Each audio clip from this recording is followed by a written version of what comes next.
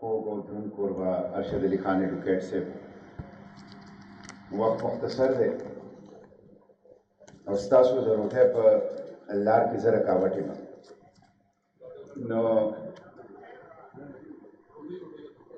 په ګڼ شمېر مشران ناست دي، سیاسي قایدین، د علاقې عمایدین، سپینګیري، سماجي کارکنان، دانشوران او پوهان. د وخت تنګي د لاسه د هغوی نوم نشم اخیستی، خو په ما لازم ده چې زه شکریه ادا کړم د مشر محمود خان اچکزی صاحب او د خپل مشر ورور ارشد علي خان ایډوکیټ صاحب چې د دې جرګې انعقاد یې وکړو. موږ ته دا مقرره کړله چې خپل درد بیان کړو. ډېرې ښایسته خبرې وشوې. زه د هغه ټولو خبرو تایید او توثیق کوم او کوشش کوم چې کمې خبرې شوي دي بیا ونه کړم، او که کول یې ضروري دي چې په یوه جمله کې وکړم، او یو څو اهمې بنیادي خبرې بالخصوص دلته پارلماني قایدین ناست دي د صوبې او د مرکز، دلته بلدیاتي قایدین ناست دي او دلته سیاسي قایدین ناست دي محمود خان اچکزی صاحب په صورت کې. نو د دې په مخې ته دا یو څو خبرې راولم. د دې ملک تر ټولو نه لویه مسله څه ده؟ هغه د پاکستان په دستور په دیباچه کې لیکلې ده، پریمبل کې 3 خبرې. دا زموږ په منځ کې عمراني معاهده ده. د دې پاکستان دا خلک د دې معاهدې تحت راغونډ شوی دی او یو ملک او ریاست پاکستان جوړ کړ. نو د هغه معاهدې په دیباچه کې 3 خبرې دي. یو ده چې په دې ملک کې به حاکمیت اعلی د الله تعالی د جرنیل صاحب بني. د دې مطلب دا چې دلته به د اسلام نظامي. اسلام شته؟ نشته. دویمه خبره دا ده چې د دې ملک د اقتدار اصل مالکان به د دې ملک بچي. د دې ملک د اقتدار اصل مالکان به د دې ملک باشندگانی. نو د دې ملک د اقتدار مالکان د ملک باشندگان نشته. درېیمه خبره پکې دا ده چې دا عوام به د خپل حق اقتدار ترو chosen representative استعمالي. نو chosen خو نه دي، اخو جرنیلانو په خپله خوښه د خپلې مرضۍ خلک پارلیمنټ ته راوستی. نو د ټولو نه اهمه مسله د دې ملک دا ده چې د دې ملک دا دستور بحالول غواړي، د دې ملک د عوامو حق حکمرانی بحالول غواړي، د دې ملک پارلیمنټ ته د عوامو منتخب چنیده نمایندگان په حقیقت کې لیږل غواړي. د هغې نه پس به بیا مونږه دا باقي مسلې حل کولی شو تر څو پورې چې د ملک د بنیاد دا مسله نه حل شي. نو جرنیل شاهي ته د دې وطن نه ازادي ورکول لازمه ده. دا مسلې موږ تاسو ټولو پیش کړې. چا ته مو پیش کړې؟ پارلیمنټ ته مو پیش کړې. زه 6 کاله پاتې شوی یم. یو کرنیل سینټ چلی او یو کرنیل قومي اسمبلي چلی. نو تا اول نه د کرنیلانو د جرنیلانو نه آزاد کړې، لومبی څیز دا وکړې. نو دا لومبی خبر. دویمه خبره دا ده چې زما د پښتونخوا د خاورې اصل لومبی ضرورت امن دی. امن. مونږ تاریخ په کتابونو کې لوستل کنه چې یورپ کې په دې ازمنای وسطا کې به 40 سال او 50 سال جنګونه. مونږ وایو یار دا څنګه جنګ؟ زموږ خپل 46 سال شو په جنګ کې. زموږ په دې خاوره د پښتنو په دې خاوره باندې دا جنګ دی. او په دې کې دا خبره تاسو ته وکړم چې ګوره په تیر وختونو کې دا پښتون غریب چې دی دې وخت کې د ځپلیم دی، د دردمن هم دی، د مظلوم هم دی، او د هر څه سره د تقسیم دی ډېر زیات. د تقسیم دی ډېر. دا د ډېر لویه بدبختي ده. نو که زما نظریاتي پوزیشن په تیر وخت کې هر څه پاتې شوی، زما به یو محمود خان اچکزی به وي. د دغې نه زده کړه پکار ده. او اوس د دې خاورې دپاره د دې مظلوم ولس دپاره په ځای د دې چې موږ هاسټیجز اف د پاست شو، د ماضي قیدیان شو په لمحه موجود کې چې دا کوم چیلنج دی د دې لپاره یووالی پکار دی هغه څیزونه پرېښودل پکار نو امن دا کومه طریقه ده چې ستا نه کشمیر اخیستی د انډیا 5 اگست 2019 باندې چې هغه کوم اقدامات وکړل نو د اقوام متحده ټول قرارداد د انډیا د خپل لاندې کړل اوس یې ستا سنتاس معاهده معطله او منسوخ کړله او تا هغه سره سیز فایر کې سیز فایر اګریمنټ ورسره ستا موجود دی او چې کوم ستا ورور دی ستا ورسره د خاورې ستا ورسره د عقیدې ستا ورسره د ژبې ستا ورسره د تهذیب ستا ورسره د ثقافت ستا ورسره د تاریخ ستا ورسره د تجارت ستا ورسره داسې رشتې دي چې هغه د ځمکې په مخ د یو دوه ملکونو نشته هغه سره ته په جنګ کې دا جنګ نه مني دا نه مني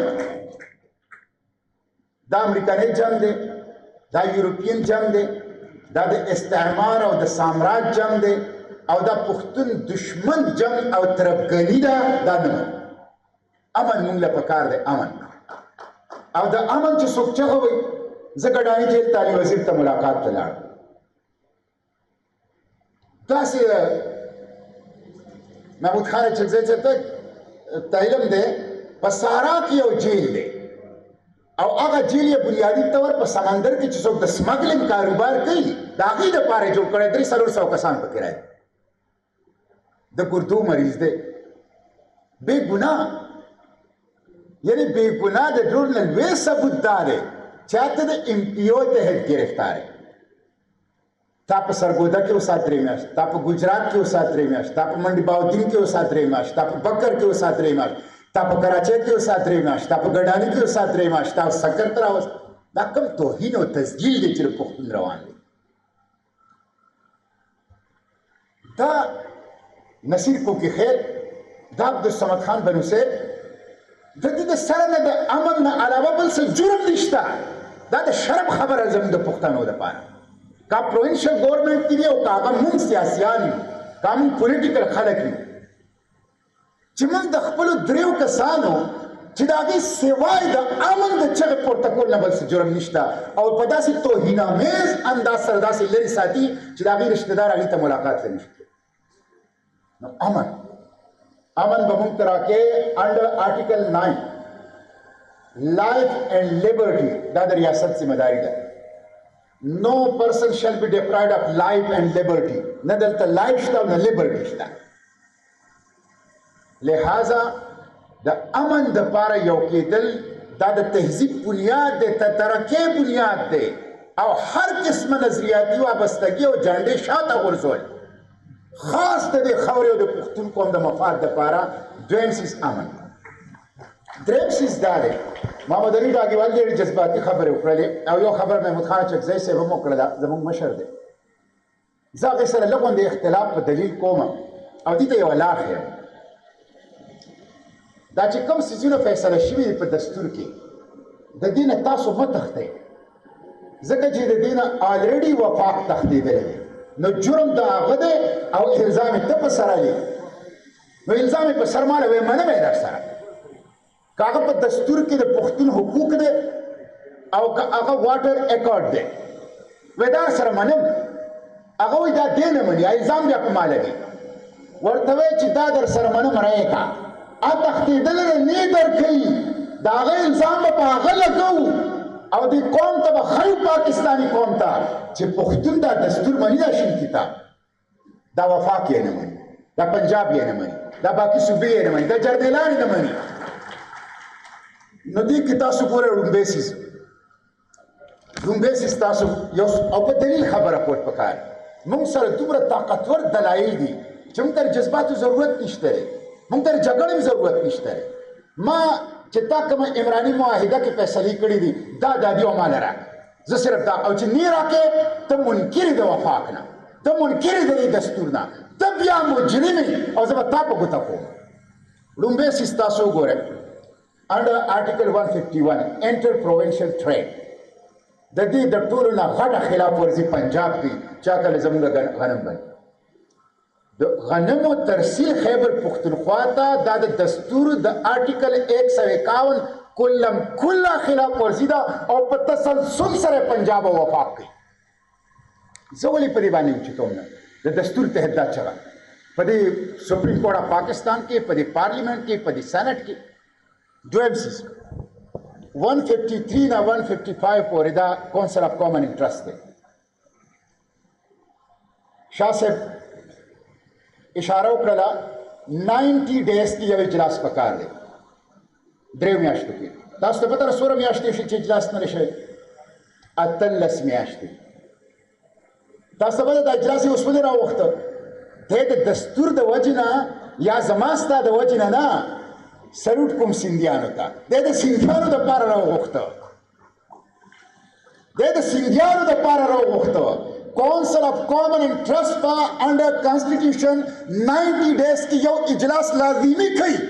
هغه اجلاس دی ځکه نه کوي چې په هغې کې به ترې زه د خپل حق تپوس کوم. نو په دې وجه باندې په دې پارلیمنټ کې زه په دې له ملا څخه خپمات په خلک برته شاباسي وایي. هلته جنګ ځای دی په دې جنګ پکار دی. نو دا انډر 153 نه 155 پورې 156 محمود خان صاحب دا تاسو دا خبره واوره دا ډېره اهمه ده. 156 ډیل کوي NEC نیشنل اکنامک کونسل. په هغې کې یو خبره لیکلې ده په هغې کې لیکلي دي چې نیشنل اکنامک کونسل به کار دی چې هغه به دا انشور کوي اپروپریټ ریمیډیل سټیپس to ensure balanced development and regional equity. ولکه بیلنس ډیولپمنټ کوم ځای دی؟ دلته ریلوې شته؟ نشته. دلته پی آی اے جاز کوزیږي؟ نه کوزیږي. دلته سی پیک موټر وې شته سوای د 100 کیلومتر نه نشته. دلته په سی پیک کې 60 ارب ډالر کې چې کمی د بجلی منصوبې جوړې شوه شته یو د سوکي کنارې د 2 کروڑو. نو دا کوم ځای کې بیلنس ډیولپمنټ دی او دا کوم ځای کې ریجنل ایکویټي علاقائی مساوات دی. دا خو ته د دستور خلاف یې. پښتون خو در سره دا منلی دی او تی نه ورکوې پښتون له ته د دستور منکر یې دا په وفاق کې چې ناست دي. لہذا زه به ماله به ریجنل ایکویټي راکې او ماله به بیلنس ډیولپمنټ راکې او چې نه راکې سترګې به دې وباسم او په ګریوان کې به در لاس ومچوم. ښه بیا تاسو ګوره دې خوا راشئ د بل د آرټیکل ته راشئ. آرټیکل 158 محمود خان صاحب داسې ظلم کېږي چې سړی وایي په خدای کې نو که دا وینه به دې خوټ کېږي او سړی چې وکړم څه. 158 ستا ډیل کوي ګیس پرایورټي ریکوایرمنټ چې کوم صوبې نه ګیس راوځي لومبی حق پې د هغه صوبې دی او دویم دا د ګیس منافع ډیل کوي. تاسو ته علم دی موږ څومره ګیس پیدا کوو. موږ چې دا نوي ډسکوریز شوي دي نو دې نوي ډسکوریز سره موږ ټول ګیس پیدا کوو 590 MMCFD. دا MMCFD ته لکه 590 یونټ 590 یونټ. موږ ګیس استعمالو څومره؟ موږ استعمالو ګیس زیات نه زیات 230 یعنی د خپل چې څومره استعمالو د هغې نه زیات مونږ وفاق ته ورکوو. تاسو ته علم دی دا NEC چې درته ما ووي ریجنل ایکویټي بیلنس ډیولپمنټ دا په نظر کې وساتئ. تاسو ته پته ده د خیبر پښتونخوا د ګیس انډسټریل کنزمپشن څومره دی؟ محمود خان صاحب 590 MMCFD جوړوم او زما د خیبر پښتونخوا انډسټریل کنزمپشن د ګیس دی 35 MMCFD. تاسو ته پته ده دا څومره دی؟ دا دوره دی چې لکه ته اوس د ډیایي خان نه په سیپیک راځي نو په میاوالي کې چې د سرې کومه کارخانه ده د هغې د ګیس خرج دی 100 MMCFD. د ټول خیبر پښتونخوا صنعتي استعمال د ګیس د میاوالي د کیمیایي سرې د یو کارخانې 35% دی. دا ظلم نه دی؟ دا ناروا دي ناروا. او دا ناروای ما سره په کاغذ کې لیکلي دي په دستور کې را سره لیکلي دي او بیا را سره کوي. دا د اسلام آباد رڼاګانې زما په وینه دي په وینه. دا د اسلام آباد رڼاګانې زما د بچو په غربت په قیمت دي.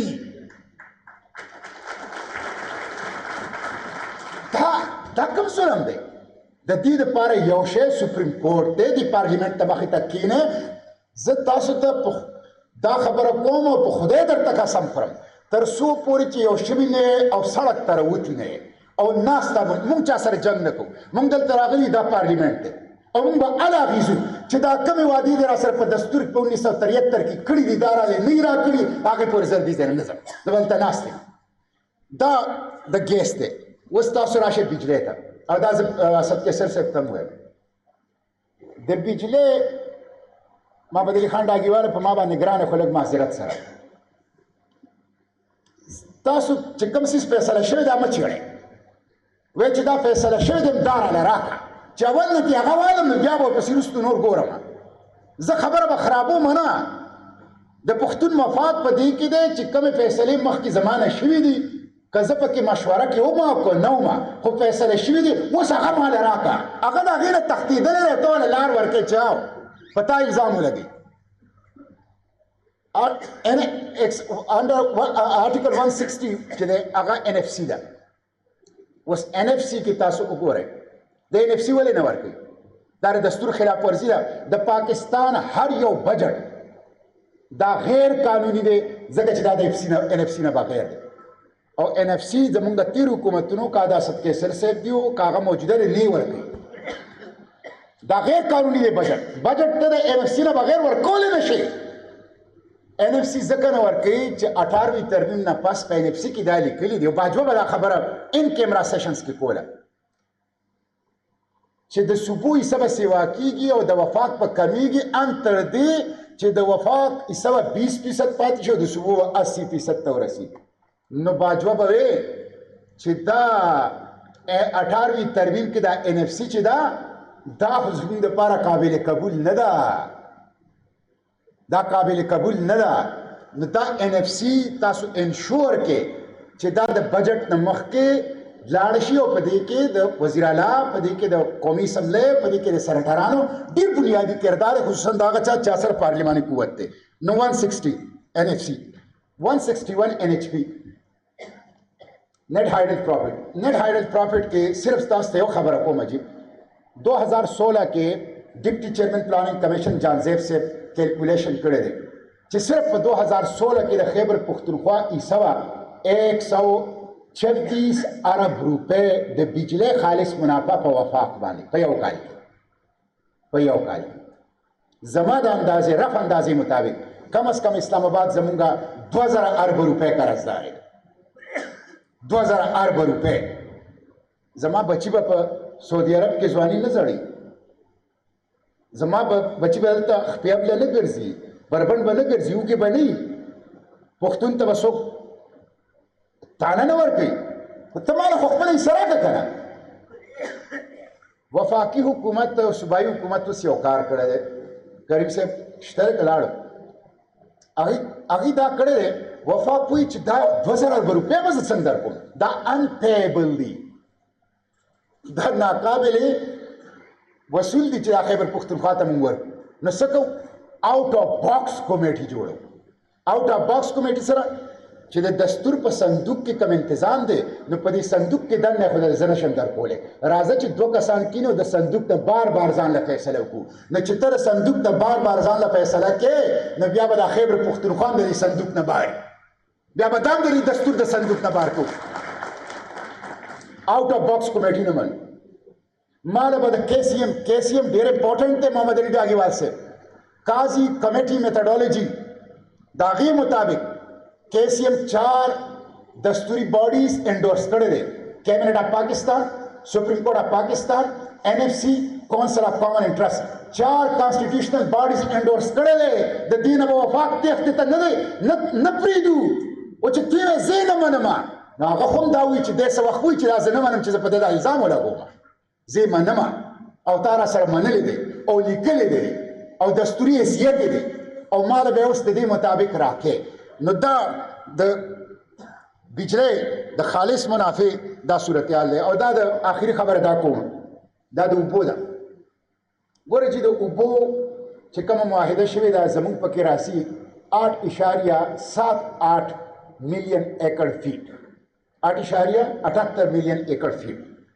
زمونږ 3 میلیونه ایکړ فیټ اوبه لو رایپیرین ته کته صوبو ته روانې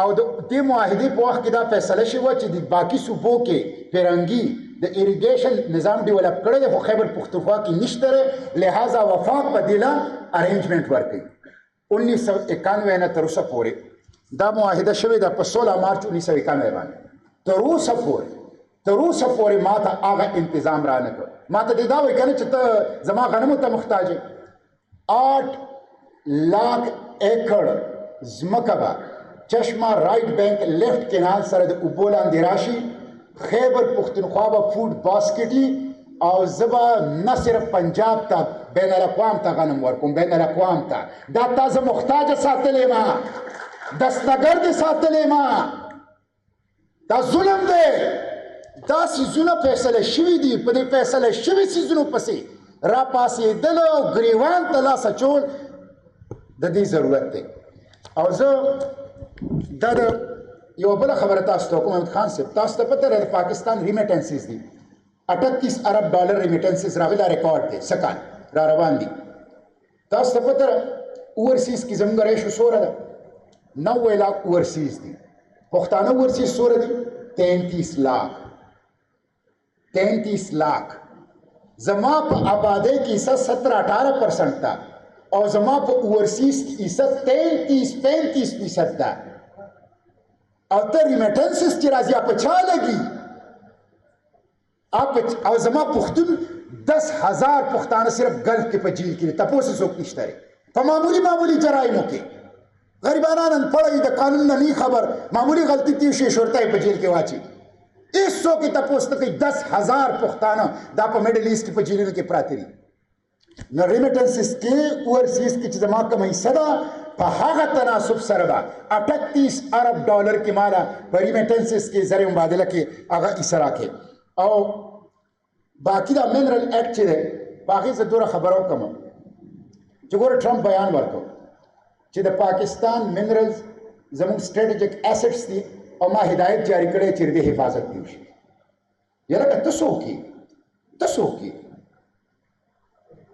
دا تا له چا اختیار دا درکړی د هغې نه پس ته دلته کې SIFC تحت منرل کانفرنس یاره که ته ولې دا منرل کانفرنس کې تا نه دا اختیار چا درکړی دا اختیار خو نه د ټرمپ دی نه د شهباز شریف دی نه د جنرل عاصم منیر دی دا اختیار خو د خیبر پختونخوا د ولس دی هغه هلته بیان ورکړه ته دلته کانفرنس کې او تا اسمبلی ته ایکټ راوړه تا ما سره مخکې چې کوم په شین کتاب کې وعدې کړي هغه دې د کوم ځای نه پوره کړه چې ته اوس په ما باندې بل قانون منظوروې اصل سیس ټرسټ ډیفیسټ دی زما په وفاق بالکل اعتماد نشته بالکل مې پې نشته او چې په هغه مې اعتماد نشته لہذا داسې قانون نشم منظورولی چې هغه زما نه دا باقي چې کوم وسایل را سره دي دا رانه په قبضه کې وایي په دې وجه زه منرل ایکټ یم امریکن ایکټ پښتون دشمن ایکټ قبضه ایکټ او دا په هیڅ صورت باندې موږ نه منو البته که څوک دا وایي چې پښتون جګړمار دی او دې ترقي نه موږ داسې نه یو موږ دا غواړو چې فارن انویسټمنټ راشي FDI فارن ډایرکټ انویسټمنټ د ترقۍ بنیاد دی ا دې راشي د هغې حل بیا سره د هغې حل بیا دا دی محمود خان صاحب چې څنګه د 18وي ترمیم دپاره 6 میاشتې 400 اجلاسونه وشو تحریران زبانی ملاقاتونه دانشوران پوهان پارلیمنټیرین جرګمال ټولو سره ایکسپرټس د هغې نه رای واغسته دقسې په دې خیبر پښتونخوا کې د 18وي ترمیم په طرز یو ایکسرسایز شروع کړي چې موږ د خپل منرل د خپلې خاورې د ترقۍ او د خپل ولس د سوکالۍ دپاره څنګه استعمال کړو او د هغې دپاره چوکاټ او فریم د قانون لیګل فریم څنګه پکار دی په هغې باندې رای والی په هغې کې ټول سیاسي جماعتونه دانشوران جرګې مشران سماجي مشران بار ایسوسییشن پریس کلب ایسوسییشن چیمبر آف کامرس ټول ایکسپرټس ټول پکې او د هغې نه پس چې کومه لا جوړه شي هغه به انډیجنس لا امپورټډ لا نه منم د اسلام آباد نه راغلی لا او د واشنگټن نه راغلی لا د منرلز اینډ ماینز دپاره نه منو لوکل لا به دلته جوړېږي او لوکل خلکو په مشورې سره هله هغې به دا څیز مخې ته ځي. زما تاسو دا درخواست دی چې زه خو که دا خبرې کوم احمد خان صاحب د ارشد علي صاحب څه ارشد صاحب ارشد صاحب وایي ګورې دی د پاسه نه سور ښکاري خو د دننه نه شین د خیال ورته کوی.